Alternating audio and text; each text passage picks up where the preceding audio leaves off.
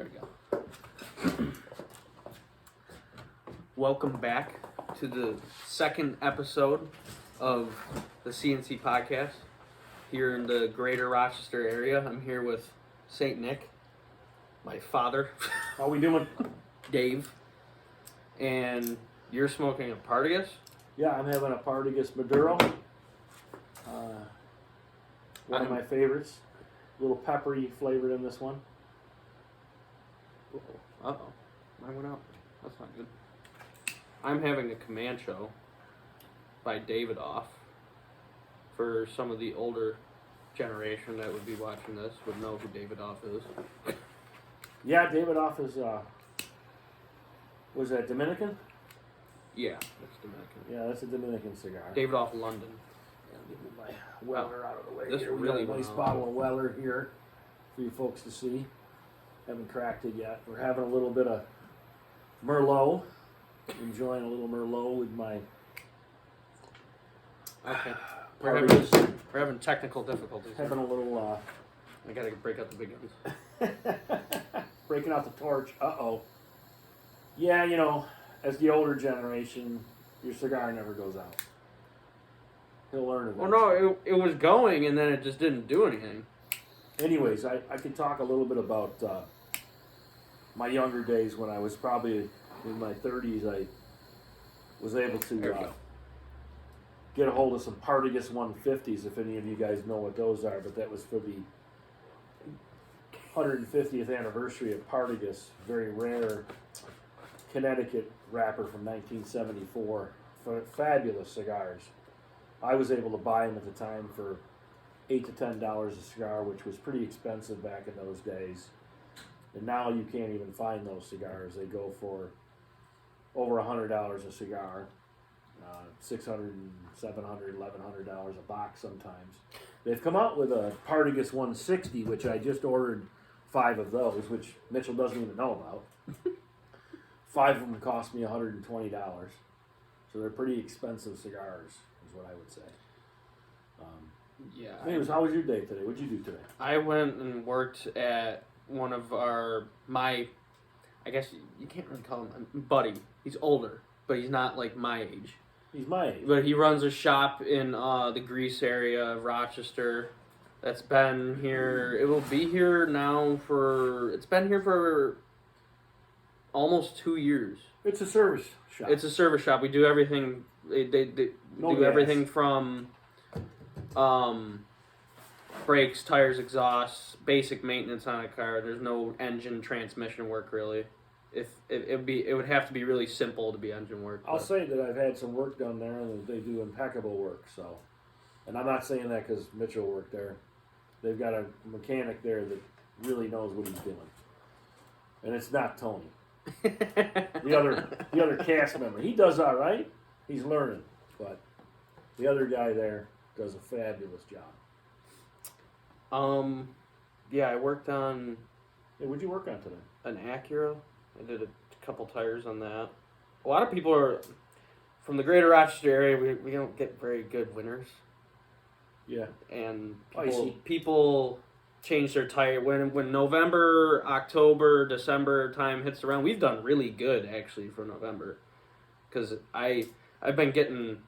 Yeah, it's been inordinately warm. Yeah, I would I've been getting memories that come back through my phone of me driving through the snow, and I'm like, all right, well, it's pretty warm here in November. We must be doing pretty well, but it's not going to last for very long. What you have in here? This is a Left Hand Brewing Company Nitro Nice. milks or American Stout. It's not a milk stout. I thought it was a milk stout. This is a Robert Mondavi Merlot in rum cask from 2016. That's from California, right?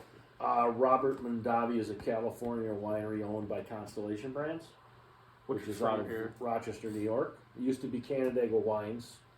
Constellation Brands is the largest distributor of wine actually spirits, I should say. In the country, right? In the country. Over a $4 billion company at this point. Crazy. It's pretty cool. Um, And then, let's see, today I was out doing what we do in upstate New York this time of year. Most of the real men, they go hunting, as I call it. So I was out with my buddies at hunting camp, sort of. And even though I didn't shoot anything today, it was a successful day. Well, you saw something. I right? saw 5 does this morning. And Which is successful. saw one this afternoon. 20 turkeys. It's not turkey season, so we couldn't take one. It's odd. You think Thanksgiving time would be turkey time, but it's not in New York. Yeah. But we got a turkey. It is another state. We do have a turkey in the office of governor, though. So. And I did stop at a new smoke shop right near the house, since this is a smoking show. We'll kind of talk about. It's on the west side of the city. Yeah, west side of Rochester. They opened up in July, right in the middle of COVID, if you can imagine, and they have everything from obviously cigars to cigarillos. Emerald City Smoke Shop. Go check them out. They have other stuff. You can get your CBD oils there. You can get any kind of tobacco product that you want. Pipe tobacco. Similar to the old Prince Albert in a can, as they say. We got the old Prince Albert in a can, if you've ever heard that joke.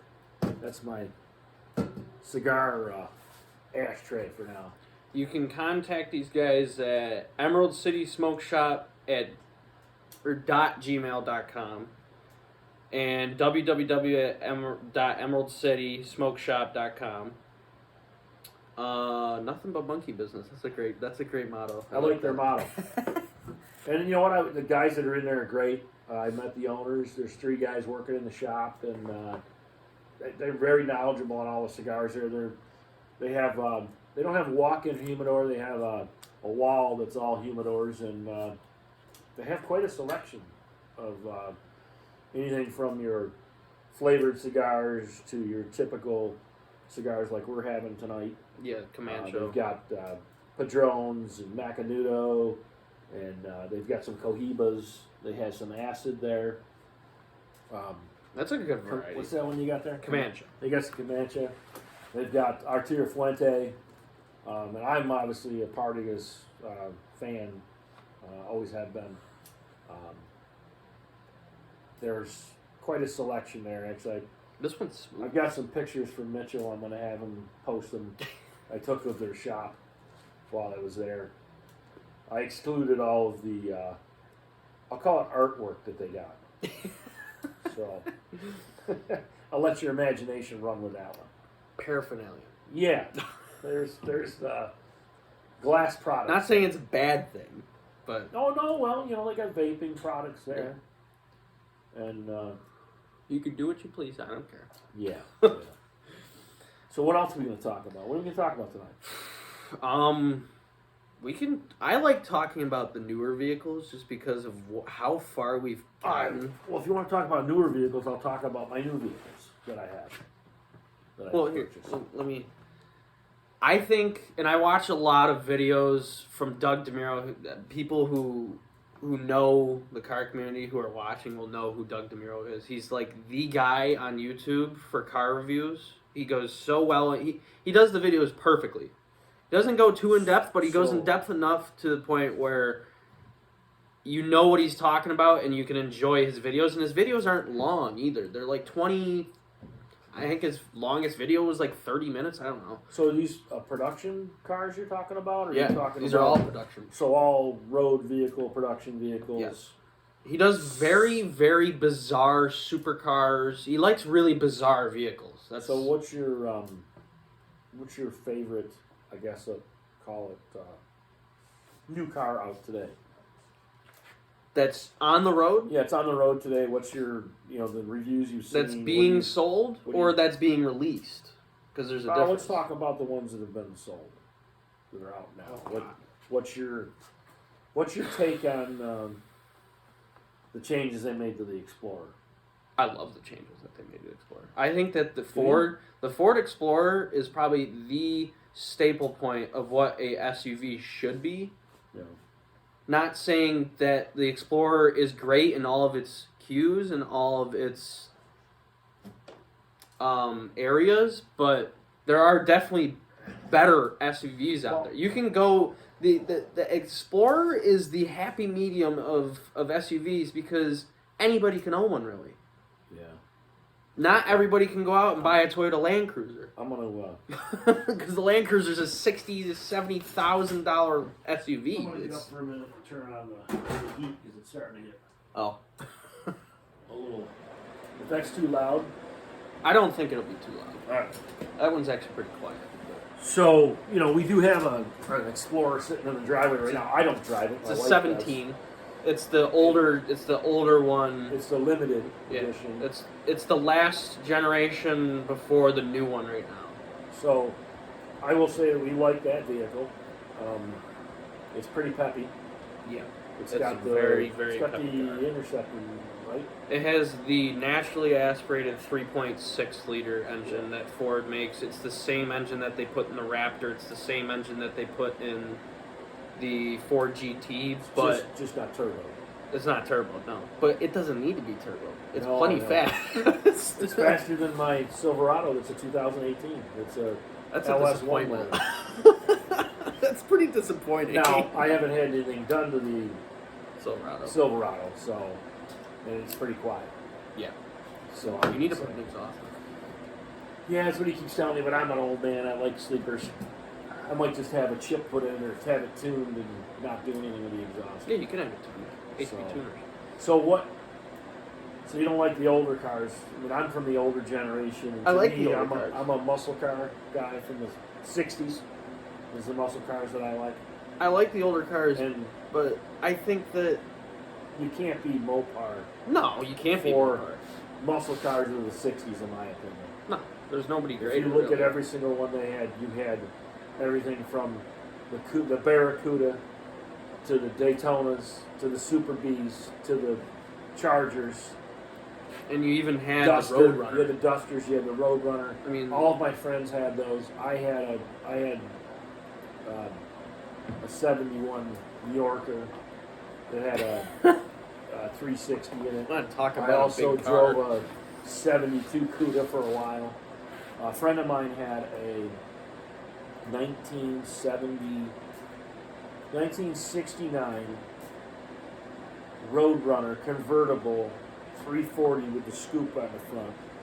And we used to take that into the city with 6 guys in it and drive it as fast as we could in the city. And we'd never get stopped there, but we always got chased in the country where I live.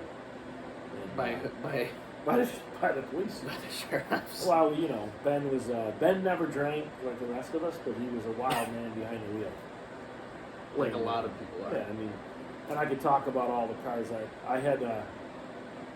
I never told any. The first time I'm telling Mitchell this was tonight, and he heard about it.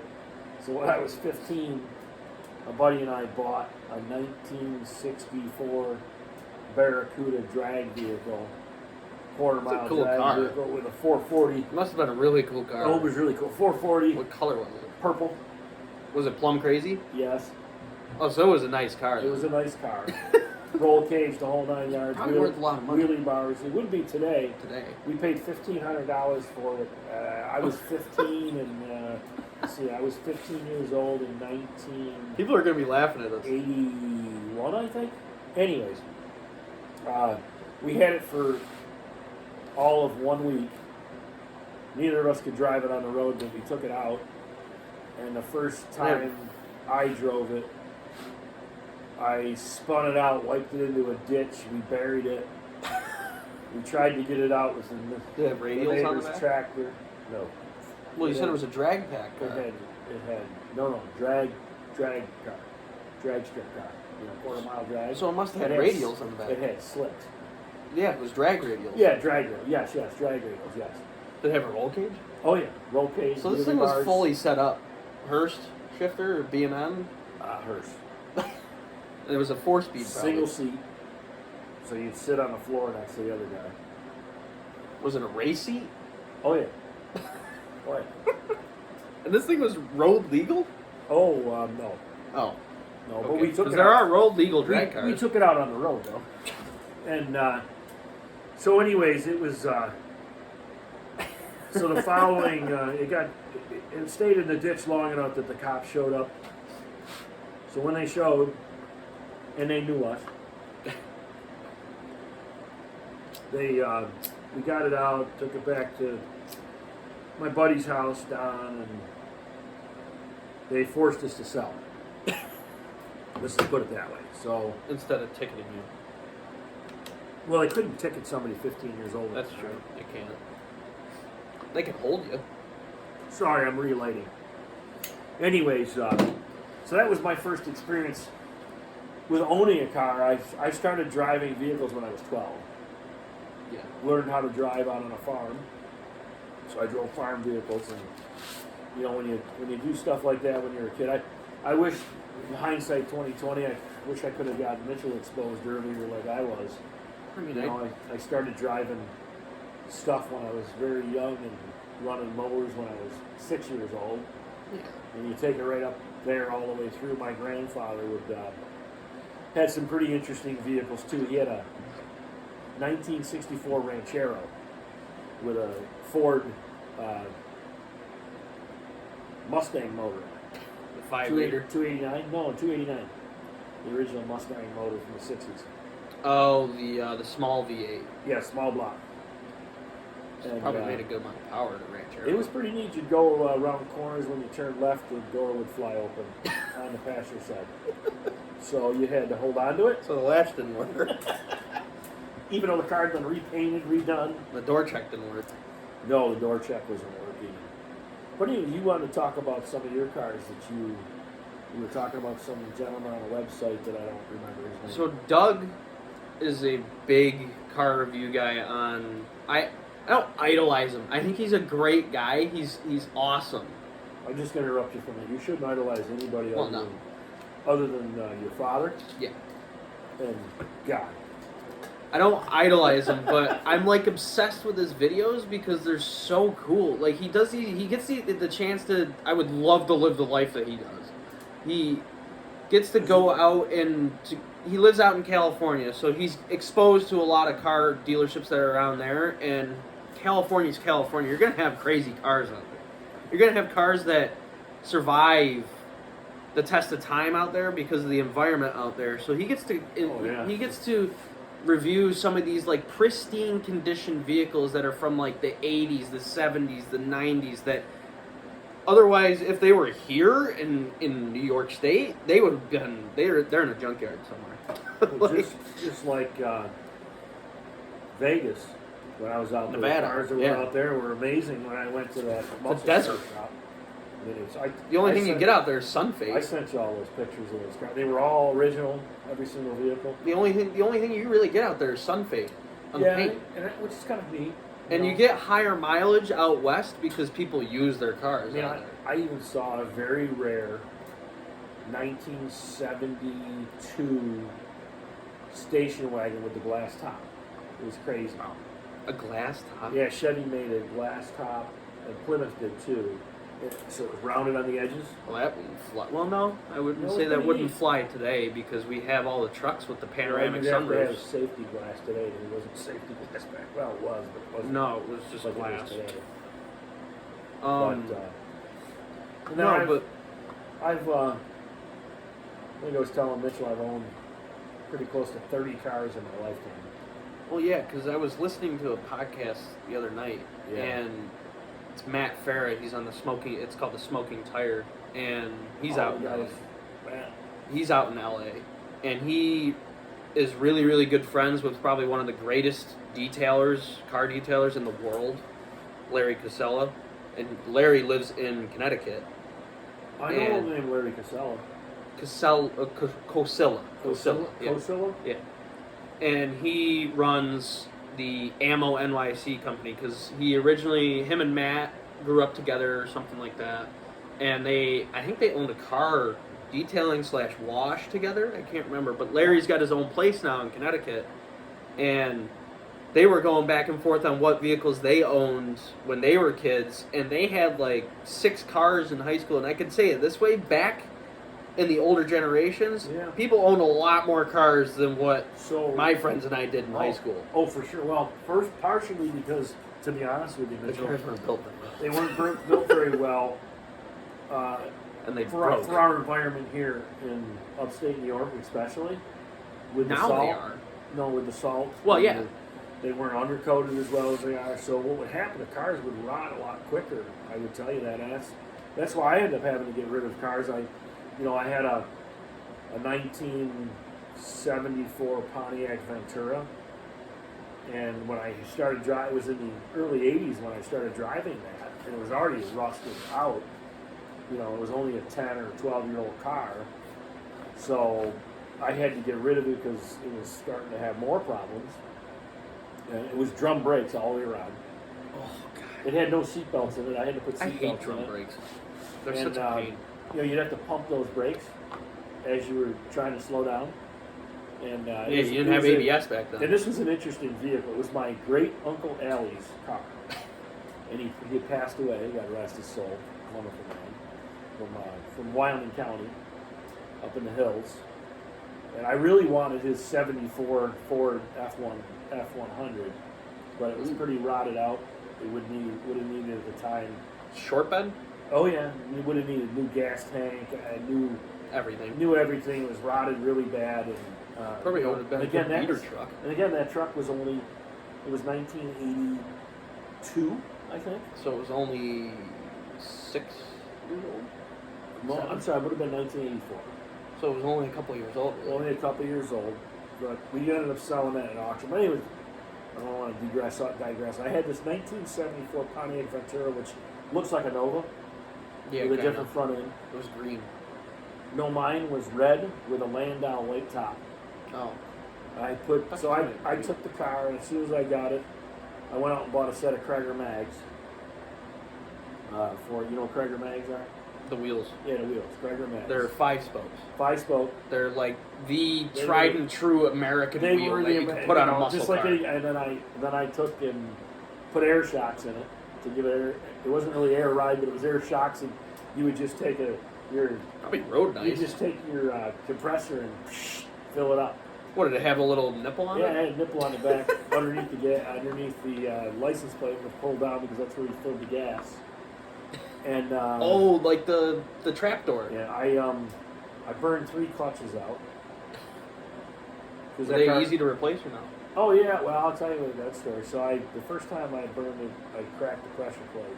Ooh. So one of my friend's father was a mechanic and knew what he was doing, so he took it to his house. We jacked it up. We pulled the tranny out. He looked at it. He actually made a jig right on his lathe for it to mount the pressure plate back in. So you've been doing this for a while. Clutch plate. Oh, he knew what he was doing. He's the one that helped me put the air shocks in and did everything to it. And funny story about that car with my brother. So my brother Ted, if you're watching this at some point, hey, good to see you. The other day. So my brother was a couple years older, and he would work on vehicles, and he had bought himself this. The Mustang. Mustang. But this at the time, he had a '78 Pinto. It was his. I can't remember if it was his first one or second one. They were both blue. And so we, both would drive to school because I worked a different place after school. Because we used to ride together at school with other cars. So I'm backing down. He's out the driveway in front of me, and he's going forward, and I'm backing out, and I can't see him because he's driving a Pinto, and I backed the Ventura right over the top of his bumper. Then I pulled forward and ripped his bumper off, and it was quite an experience watching that. I couldn't help laughing. 70s ingenuity. And he was not a happy camper because he had just fixed the car. Well, he had just bonded it, right? Well, he bonded it, and he fixed the bumper and bolted it in, and I sheared the bolts right out.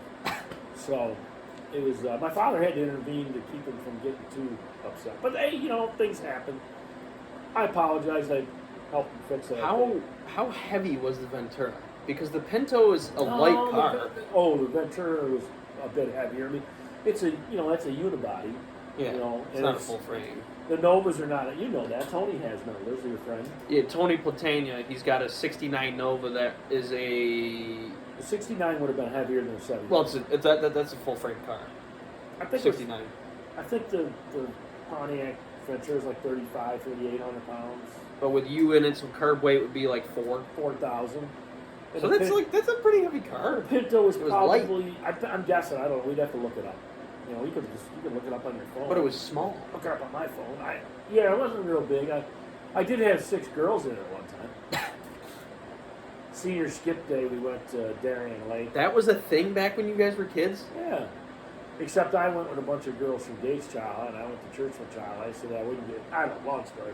So I had all these girls in the car with my girlfriend at the time, and we're going down our interstate, which is called 490 here at the time. 490 west or east? Heading 490 west, and I was just before the thruway entrance, and here's this woman in her 70s coming the other way on a one-way interstate, and I got 6 girls in the car. That was a one-way.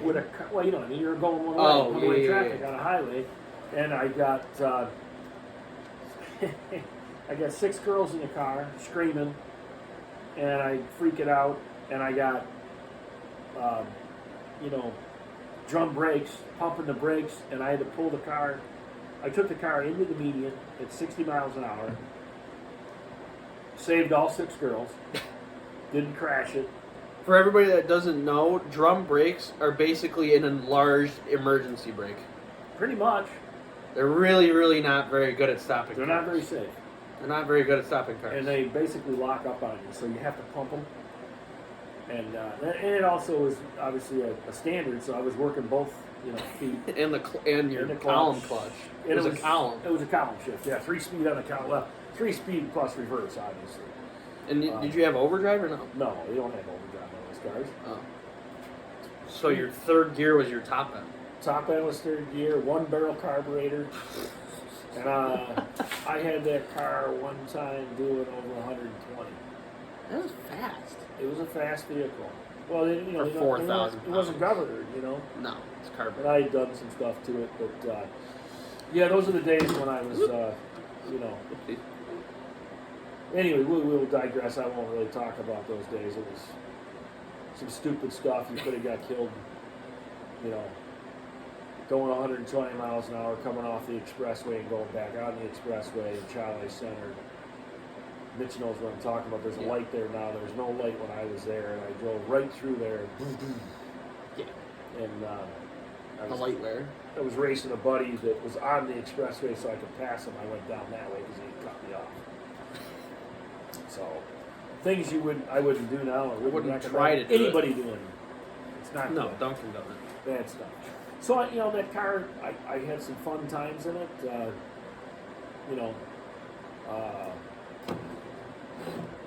Had a few different girlfriends that liked that car. And, Well, yeah, who wouldn't like it on Turo? It's a cool car. So I was getting rid of it.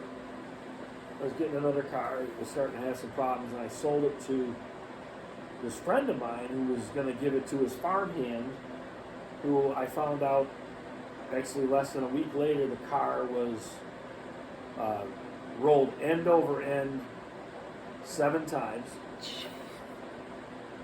And he didn't junk now. He didn't get hurt. And the guy actually salvaged just the 2 doors off the car. They didn't get damaged. Wow. And he put them on his Nova. Well, the glass is broken. Oh, yeah. They fit on the Nova? And the guy, yeah, they would fit on a Nova. So there were interchangeable parts then? Oh, yeah, it looked just like a Nova. It was a little bit the different. The front end was a little different. But the Huh. doors would fit. Fit right on his 74 Nova. Did it have the same rear end out of a Nova? Because the Nova was a V8. It was a 350 block. Well, mine didn't, but they made the Ventura with a V8. So would the rear end be the same? The GTO was the same vehicle. Pontiac GTO looked the same. I wonder, would the trunk fit on a Nova? The trunk would have been a little bit different. It had a little different contour to it. The lights wouldn't. The lights No, the trunk might have actually fit if you did a little bit mod to it. Yeah. But it looked... That's weird, though. If you saw it from the back, you wouldn't know that it was, unless you saw the Pontiac. Same look. You wouldn't know what it on was. it. So, that one, I had some good times in that car. And what are you going to do? And I own a lot of... I actually own more Chevys than I own anything else. Good. General Motors products. Good. I had Pontiacs, Buicks, Chevrolets. And they probably ran like tops. GMCs. I had drove a I drove a Cadillac for a while. They ran like tops or no? They all ran pretty good. Actually, the best running one that I ever had was actually the 70. I think it was a 74 Caprice Classic 400. 4-door, loaded, power everything. How many miles were on it? Smooth running. I had about 150,000 when I blew the rod through the side of it. Which is a lot for the back then. Oh yeah. Well, my parents had a 1975 station wagon in Chevy Impala. They bought brand new. That we put 185,000 miles on. That's my a brother lot. and I limped that baby along for my parents. We fixed it. Did a lot of body work to it. I cut my teeth with my neighbor, who's my hunting partner, hunting friend, I should say. He's a bit older than me, a few years. Yeah, you can see it. And anyways, we were on his demolition derby pit crew for years when we started out at 10, 12 years old, 13 years old. It's one thing I want to go and do.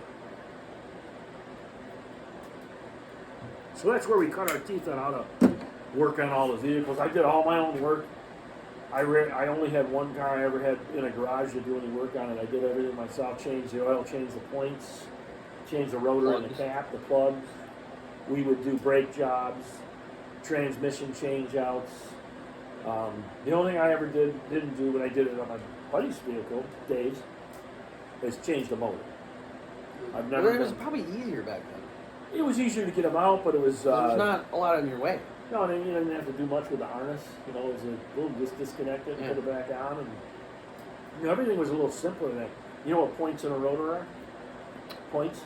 In a rotor, you know what points in a cap? You know what a cap is? So everything you deal with is fuel injected, and it's electronic. The cap is underneath the carburetor. No. So the older cars would have a distributor instead of having a. It's got wires going ignition. It would have the wires from the spark plug going to it, and you would have a distributor, and you would actually turn the distributor to change the timing.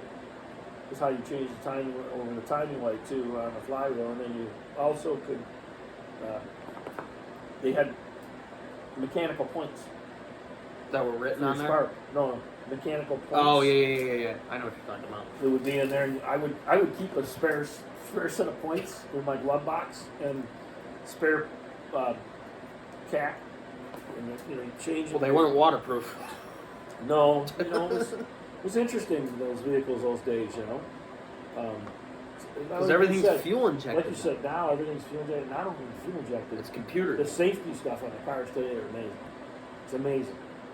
Yeah, I would have to say that I think that it's a hard choice to say. Like, if somebody were to ask me if I like older cars or newer cars, I would have to choose between the two. I would have to go with newer because of all the ease of access that you get with a newer vehicle is insane compared to what we used to have. I mean, the amount of technology that's put into vehicles now. I mean, you have brand new Escalades and Navigators and Land Cruisers, and I don't know what Toyotas do.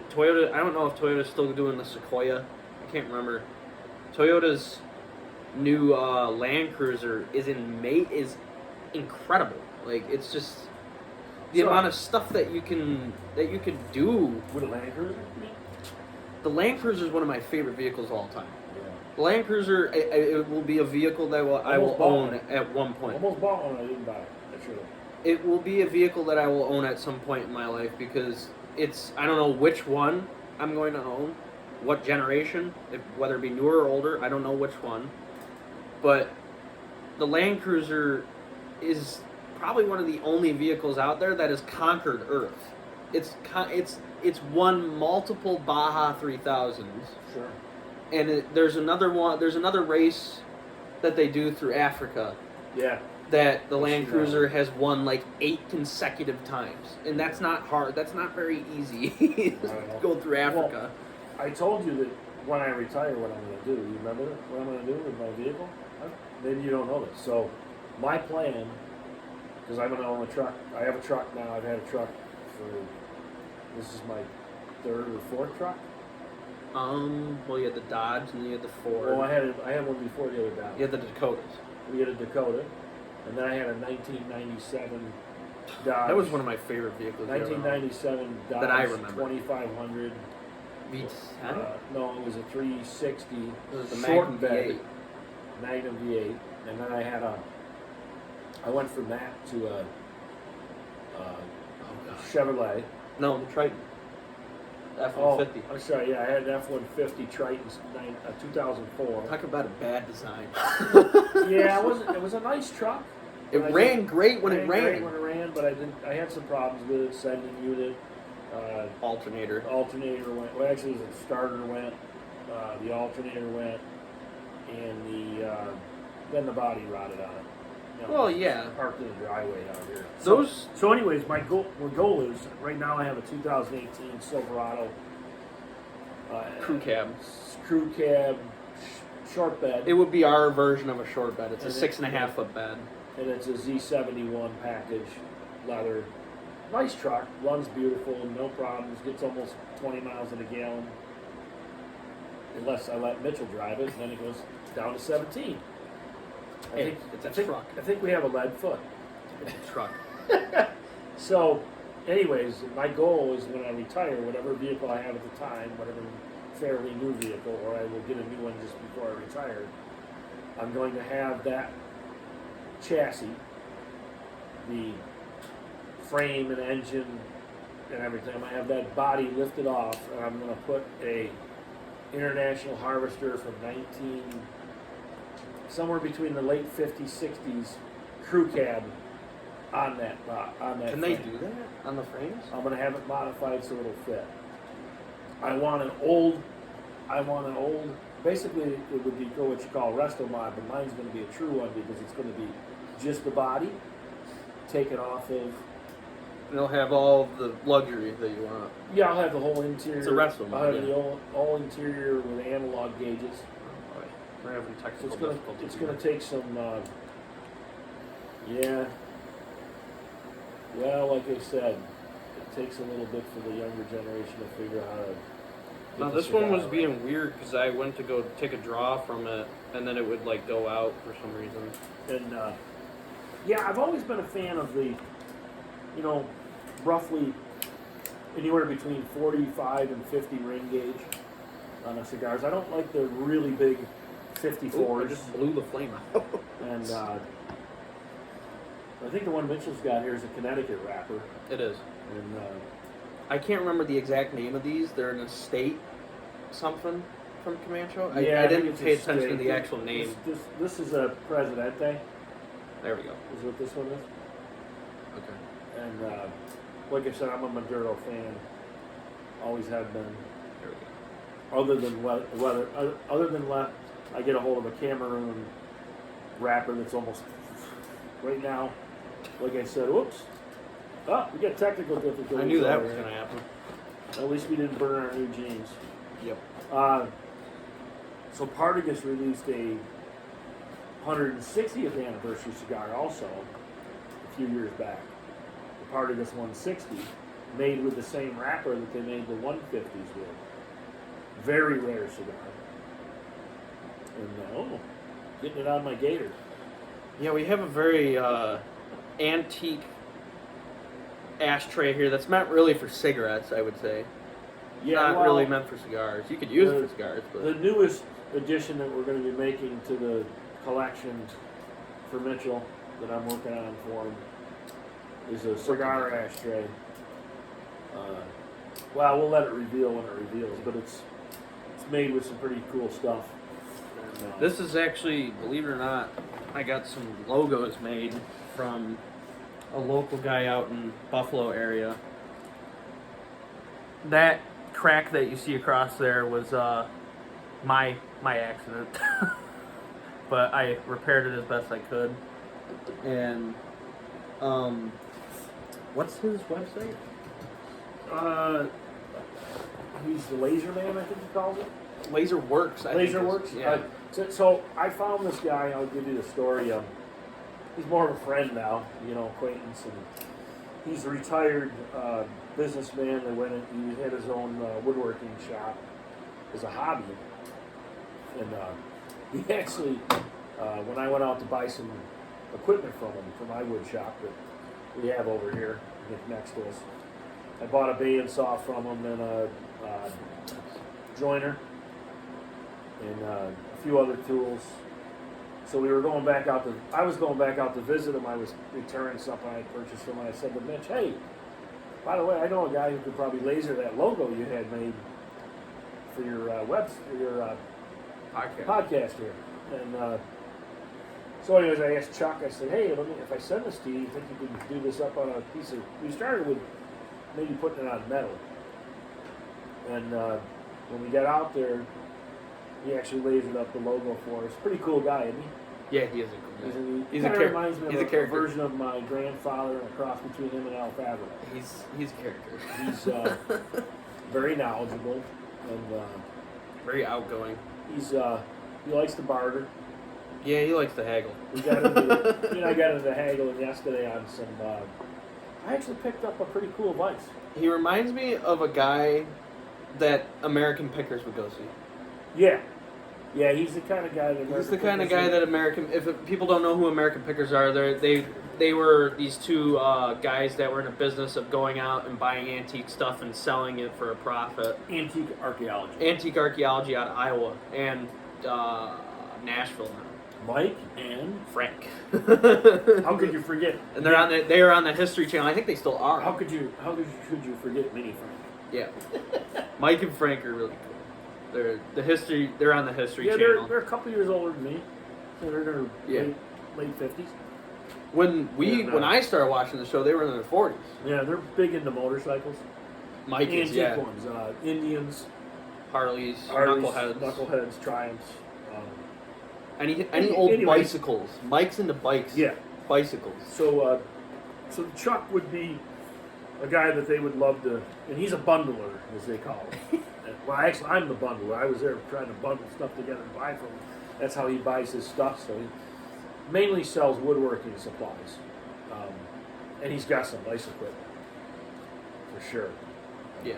But he's bought a laser, wood laser. To me, it looks more like a giant wood burner. Is really what it does.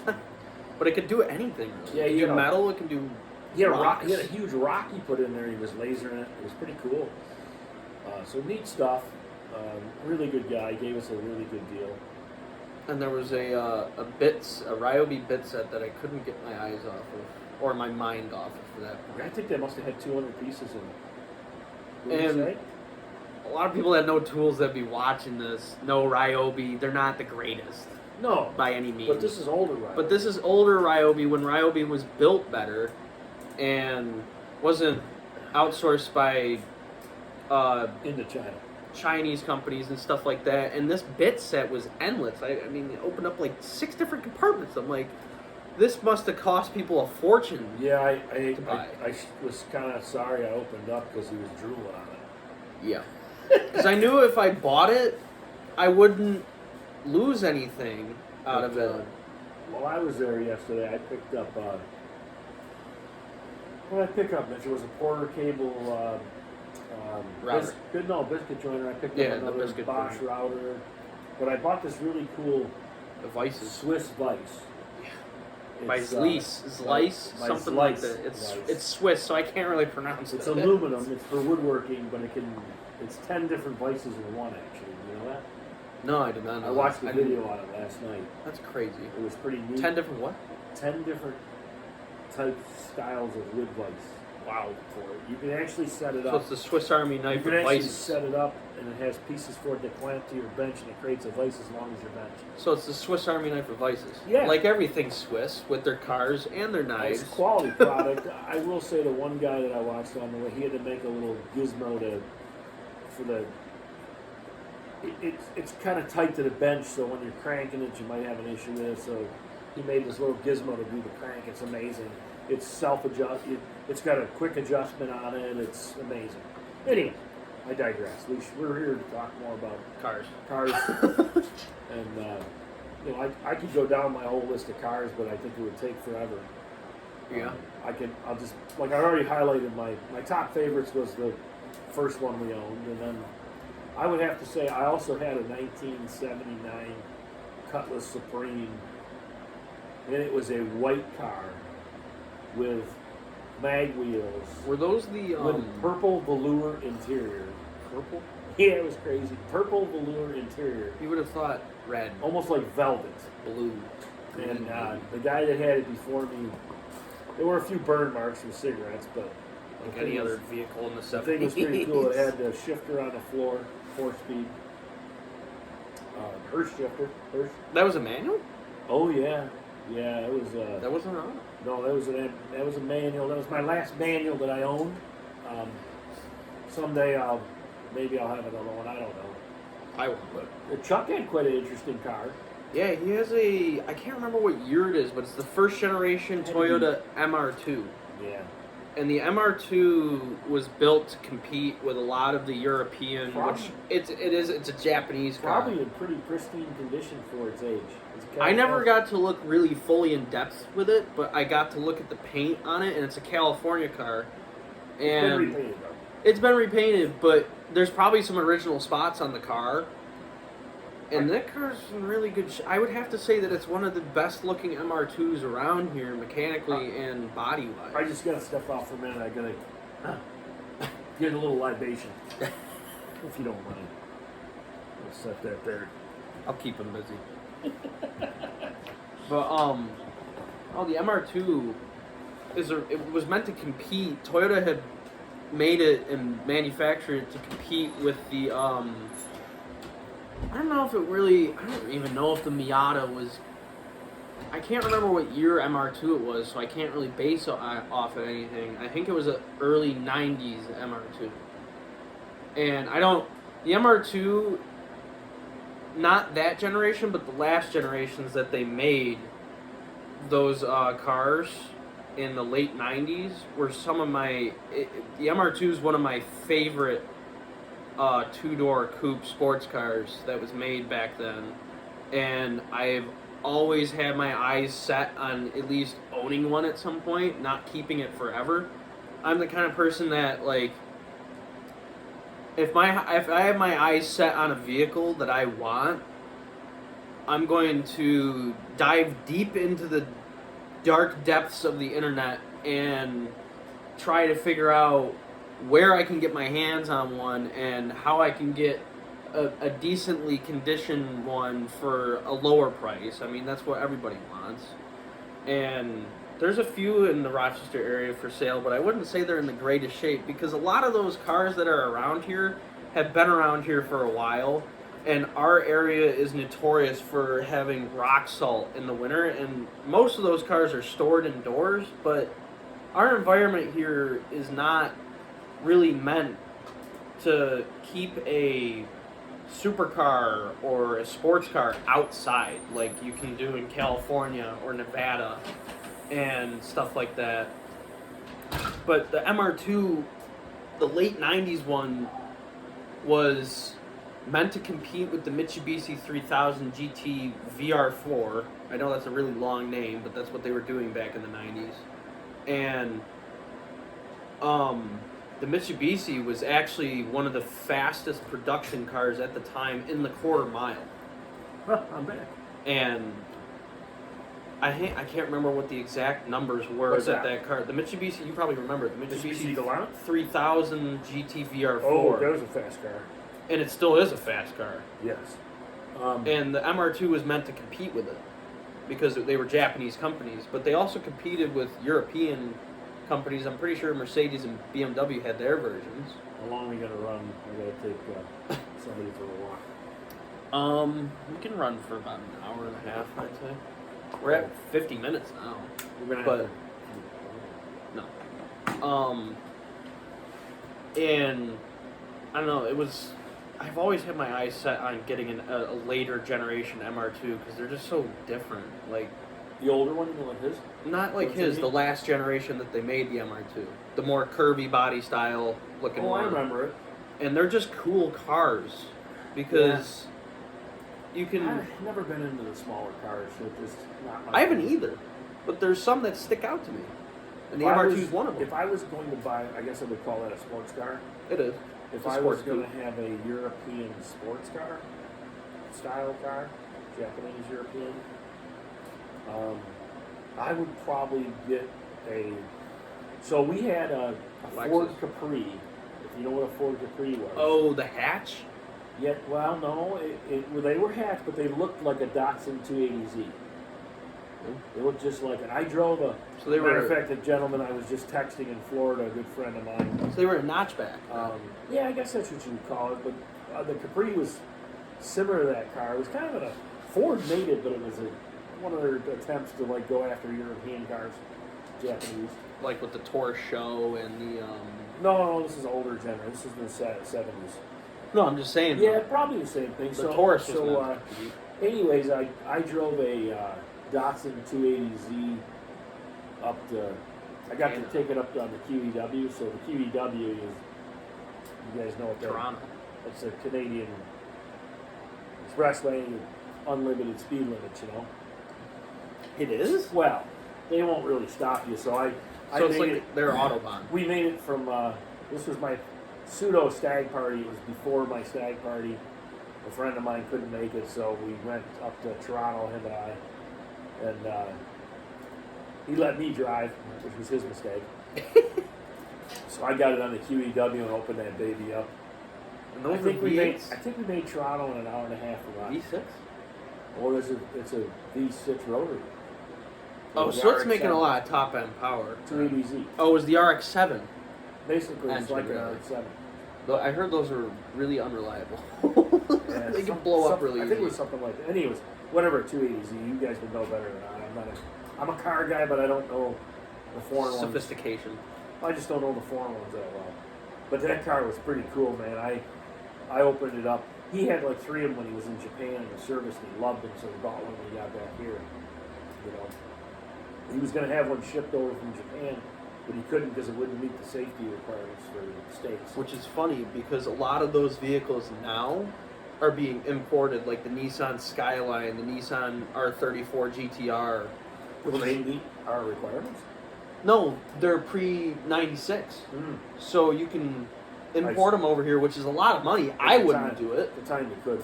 The R34 is the last generation Skyline that Nissan made, and it's a Gotcha. big idol car in the Fast and Furious series and stuff. Yeah. And those cars are beautiful driving cars, and they retail now for like built ones that people have customized the engines and built the engines, and They drag them?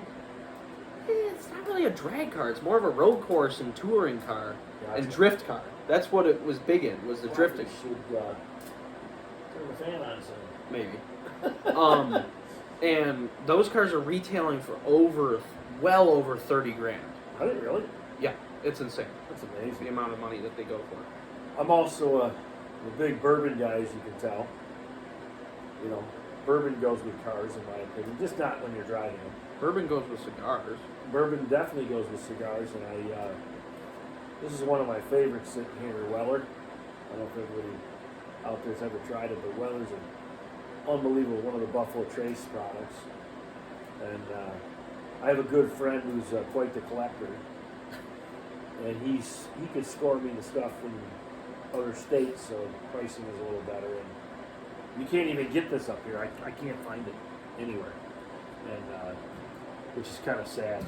He was down in Washington and be able to get it in Baltimore. So, but you know, back to your thing. Let's go back to the newest release of cars. I want to go test drive a Bronco. The Bronco, I saw Doug DeMuro's video on it, and he got his hands on from Ford. He was working with Ford and Yeah. talking to him. And he got his hands on a prototype that had Prototype? no engine in it, and all of the only thing that you So can what was he doing? he was reviewing. With no engine? He's gonna come back and do another video of the actual production model, Oh, but he got his hands on a prototype, which was the Sasquatch package, which is the biggest Bronco that you can buy. It comes with 35-inch tires from the factory. 35? But yeah, it's a big tire. I digress. I got a little chocolate. Sorry. But Ford went ahead and put 37s on it, and it made this thing Really? look enormous. 37. And it's a two-door. The one that he was 37s. yes, 37s. I can't remember what size wheel. I think they would be like a 20 lift at that kit? point. What? Lift kit? The Sasquatch package has a lift kit from the factory. I don't know. It might be a Rough Country. I don't know who does it, but and all the interior buttons were all stationary. I'm listening. I digress. I have to text my nephew and take him what And you can't press them, but you can open the doors, and the vehicle had a drivetrain in it, so you're able to move this thing around. But it had no engine in it, so he's probably going to come back and do another video on a production vehicle. Cool. And the Bronco Sport, which is the smaller version of the Bronco that acts more like an Explorer. Cool. And I really, really think that the Bronco is going to be a successful vehicle because of the features that it has and the amount of technology that Ford has gone along with. And in my opinion, this is what I'm assuming probably happened. I'm assuming that the higher ups from Chrysler and Fiat were probably watching this video and watching all the videos of the Bronco coming out and saying, well, this is not good because the Jeep is going to be a competitor with it. That's true. And the Jeep, in my eyes, hasn't really done much in the past 20 years. I mean, it's a Jeep. They came out with the Gladiator, but I don't like the Gladiator. The Gladiator's really kind of much, have they? no. The Gladiator's kind of, in my eyes, I think it's kind of ugly. It's a cool truck. Don't get me wrong, but the Gladiator doesn't really do much. I mean, it's a 4-door Rubicon with a 6.5 foot to 5 foot bed. Gotcha. So it's not really that crazy. The Bronco, on the other hand, is a competitor with the Rubicon because of what Ford has targeted it for. It's targeted for the off-road scene, and the Bronco Sport is targeted more for the weekend warrior scene. So people who want to go to like places like the Poconos or the Adirondacks or like the Sahara and Death Valley, stuff like that. That's where the Bronco is probably really targeted for. It's got a sand mode. Yeah, it's got Like our snow, Explorer. sand. I mean, the Bronco. Yeah, it's got sport mode, and it comes in a. I can't remember if it's a 6-speed or. What's the price based on? You know? The basest of base Broncos that you can get in a 4-door option for the regular Bronco, not the Bronco Sport, starts at $30,000. So what's the one you said? Is it Gladiator? No, what's Gladiator. The top line. The top line of what? The big one. What's the? Of the Bronco? Yeah, what's the name of it? What they call that? Sasquatch. Sasquatch. It's probably What the most would- expensive what would package that that you one can buy. run? I don't really know. There wasn't really a lot of 70? pricing because I'm sure Ford probably didn't want to put it out yet because it's still prototype. Okay, so But the basest of base is probably what I would have bought, and you can't get an automatic transmission in it. It comes with a 7-speed manual transmission. wow. So it's kind of weird, actually. A 7-speed. Not to get out because we are talking cigars. We can also talk about some of our new purchases. You didn't talk about your cutter and my Oh, cutter. yeah. The hardware, as I call it, that we're running. Yeah. I bought a Calibri cutter. I can't remember what its actual name is, but I needed a new cutter because I dropped my previous one and put it back together wrong. So it doesn't really cut very well. I'll have to fix it for him. You can show him what I bought. I'm running I can't remember how this company's actually pronounced. I think it's Zakbar. I'm running a little Zakbar torch lighter that I light everything with. And I have my Zippo out here that currently doesn't have any fluid in it, but I figured it'd be a good prop. And go ahead. Go. I'm old school. You can Old show Zippo. them that. It's a 1960s Zippo. They don't sound like this anymore. They don't click, and you could probably do a couple tricks with this where you could flick it. And I have. But yeah, they don't make Zippos like that anymore, where they're that shiny and that patinaed and stuff like. I don't know. I like the old Zippos. I just purchased a new. Oh yeah, the new cutter. What's that? This is a Zach bar, like my lighter. Bar. I can't remember how that company's pronounced. I gotta look it up. But yeah, it's a nice polished. Just a straightforward cutter. Yep. And I got a few props out here. I used to use a pair of scissors. I got a few props out here for all you knife people. I'm big into knives. I've got a CKRT home front by Ken Onion. This is one of my favorite knives that I don't use very often. The big thing about this knife is that it's a takedown. So you flick the lever there and you unscrew a little bolt detent in the back, and you can take the blade out and clean it and stuff like that. And then I've got a knife that Blade HQ actually sent me. It's a Kershaw, I can't remember, 3960. It's a assisted blade open that a lot of people get that wrong for New York. You can actually own these up here, but it's just a statement piece knife. It's not really a knife that I would carry very often. I have carried it, but it's just not. It's a little bulky, but yeah, I've got a few props out here along with the gator. That thing is seen its day. Hey, don't pick on my gator. But I also have my hiding behind here. I have my SOG nickel plated. Oh, one of my favorite knives that I own because it's so smooth. But yeah, I don't use some of these knives very often. I have my daily knife that I beat around in. But yeah, that's the recent purchases for. So you're not into the Beamers like your no, my good buddy Anthony that was on the last podcast when we were down in the Finger Lakes area. He's got a 2008, I think, BMW M5 that he had been talking about buying for, I would close to say, probably 2 years that he wanted this car for. And the car is insane.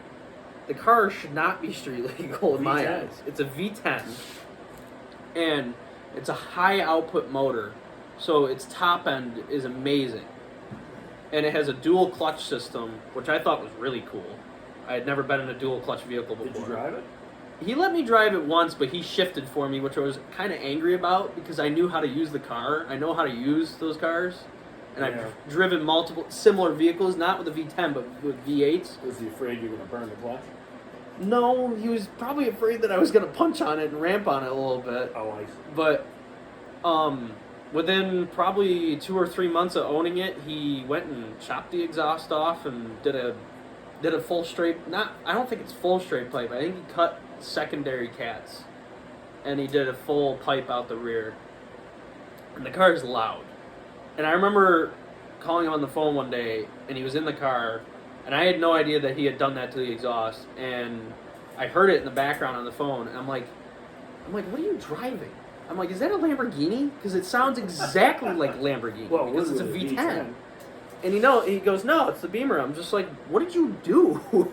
He goes, I cut the exhaust off and I sent it out the rear. And I'm like, great, because that's what we wanted, was a car that can literally wake up probably the whole metropolitan area near your house when it does a cold start. And this is a guy on his daily driver drives a Focus. Yeah, there's a little beater Focus. I think funny. It's a great car though. Yeah, they work. Oh, okay. They let it sit too long. I'm gonna have to go take the dog. But okay. You alright with that? Yeah. We're hitting hour and 4, which isn't bad. But what else would you like to hear from me? Anything? You want to hear the Demolition Derby stories? I got a few of those. No, I want to hear more stories about the '97 Ram. The '97 Ram? Well, you know what? V8 Magnum. I was young. You and your sister went 5 with me when I went to buy it. They pick it up. I don't remember. I remember when you got rid of it. Mitchell always thought it was blue. I'm colorblind. And it was green. In blue-green colors. I'm Say colorblind. green Dodge color, you know. It had a plow with it. That's So probably why it was rotted out so fast. It had pneumatic. Actually, the four-wheel drive shift was pneumatic on that, not electronic. Air hoses. You know, So it air wasn't on hoses. the floor. Oh, the shifter was on the floor. You would shift there, but it would do the shift in the transmission pneumatic. Yeah, different. So I was at your grandparents one day, and I was plowing for them, and I got it off the driveway, and I didn't know that the four-wheel drive pneumatic line had blown on the front wheel. So she dropped down in, and I buried it. I had to get it towed out of there. And what kind of fluid does that use? Transmission fluid? It was, when I say pneumatic, pneumatic. Oh, I So got it's you. air Yeah. driven. So there's lines. So I had to put. So new it was lines just in. leaking air. I also decided to change the wheel, all the wheel bearings in that thing myself. So I had to get a wheel puller. I pulled the axles right out. First time I ever did that, I jacked it up and I don't remember that. pulled the axles right out, changed the bearings on it. And, that was quite a job. Like Those trucks were- the puller's right over here in the garage. Those trucks were made differently back then. Yeah, I don't think they were. They weren't a bad They design, would rot pretty quick. but they rotted pretty quick because the manufacturers didn't know that, especially in the East Coast, that we use salt in the winter. Yeah, and the other issue with that vehicle, it was a true short bed, So it probably wasn't- crew cab, It was light in the rear. and it was very front heavy with the plow because of the 360 motor. So plowing snow with it wasn't as good as it could be. If you had a No, long but it bed. probably had plenty of power. It did all right. I would have preferred. You have big to tires on it, probably, don't you? Mm-hmm. I remember having to climb up into it, probably because I was younger. But I always thought it was a massive truck, and now that I see them out on the road today, they're not that very big. Well, They're big as yours. Yeah, the cab was bigger inside. You know. Yeah, for That's sure. 90s You know, ingenuity. in the 90s, that front cab was like Huge. cavernous. You know. And the safety standards back then weren't really great. no, You had SRS airbags and stuff like Yeah, that, I but put 110,000 on it when I got it, but it had been plowed yeah, and it was starting to rot. And the transmissions in those trucks weren't very great either. no, They shifted hard. no, your grandmother's got a brand new Warlock, Yeah, the Warlock's a cool truck. which is kind of a throwback. Yeah, The name. it's not what it used to be. The Warlock. A lot of manufacturers are doing throwbacks now because it's the craze right now. Speaking of the Warlock, so I had a Warlock also. When I was in college, I was driving this. It's called a Ford Fiesta, not Festiva. It's a '78 little box, you know, and I was driving on the side street, and all of a sudden I see this Warlock. I go, I need that instead of what I'm driving. So I traded it, got the Warlock. What a car! What a vehicle! What a vehicle! Was it Four-wheel nice? drive. Was It's it like cool? a little Red Express. Was it nice? Oh, it was beautiful. It was nice. It was a short bed. Got about 8 miles in a gallon. Well, that was normal back then. And short bed, four-wheel drive, suspension, you Was sat the- real high, Was the four-wheel on the floor, or did you have to get out and lock the hubs? out in Lockhouse Ugh. on that Warlock. That's what I hate And, about those older trucks. She was pretty peppy. It wasn't as fast as a Little Red Express. That was the fastest production vehicle out when it came out. Besides the Typhoon and the Cyclone, yeah. Well, I'm saying Truck-wise. when it came out. Yeah. Not just a truck, but when it came out. It was 160 miles an hour top speed at Daytona. And In a truck. They used it that year as the pace car. Pace vehicle. Pace vehicle At Daytona? at Daytona. That's cool. It's pretty slick. See that truck going? Little Red That must have Express. been sketchy. I don't think I'd want to be doing that. I don't think I'd want to be doing that in a Warlock. Well, they had a professional driver doing it. No, in a Warlock, I said. Oh, in a Warlock? No. We would have rolled over. But anyways, in a Warlock, I didn't have very long. I had it for that winter, and then I got rid of it because of the gas mileage, and my parents didn't want it around, and that kind of thing. But it was an interesting group. Yeah. Solo too, buddy. I'd love to have that back. Have it now. Yeah. Be worth It's some probably in money. the junk right Restore now. it. Oh, they're all. Yeah, it was all starting to rot already, you know. Mhm. So, but I'm gonna have to say la vie. Yeah. I've got to go take the. I think this is where we should end it. Want to end it now? Yeah. All right. Well, listen, I enjoyed myself. Yep. You want to have me on as a guest again? We can talk about more cars. Mhm. Some of my really favorite oddball ones. Yeah. And it's been a pleasure. Next Don't time.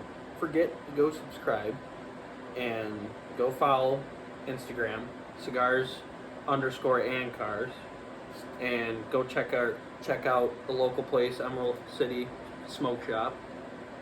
And Let's just everybody be safe in these Yeah. lovely COVID times.